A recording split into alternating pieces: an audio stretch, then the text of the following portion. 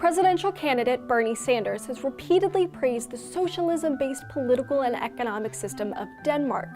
Sanders himself is running on democratic socialism, with the promise that it'll dramatically improve the United States, just like in Denmark. But is Denmark really some sort of socialist utopia? Well, not at first. During the 1930s Great Depression, Denmark was struggling. Exports fell and unemployment went through the roof. In 1933, the Danish Prime Minister signed an agreement to establish state welfare services in an effort to help struggling citizens. Today, Denmark is still by and large a social democracy. So what does that mean exactly?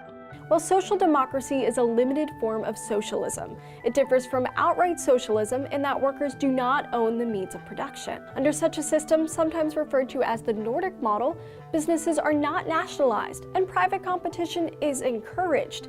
Still, it isn't a totally free market. There are strict governmental regulations and an emphasis on social equality through a progressive tax rate and social services. In other words, social democracy is capitalism for those who are doing well and socialism for those who need help. As a result, Denmark has been considered the happiest country in the world in recent years, although in 2015 they were surpassed by Switzerland. They have the 5th highest GDP per capita in the world, with an average life expectancy that's 10 years higher than the world average, and one of the least corrupt and most transparent governments on earth.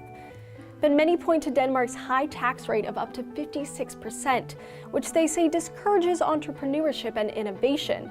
There are also anxieties about welfare abuse, with about 9% of the nation's workforce on lifetime disability benefits. Not to mention the worrisome shift in demographics. An aging population adds to the collective burden, while the number of workers paying into the system decreases.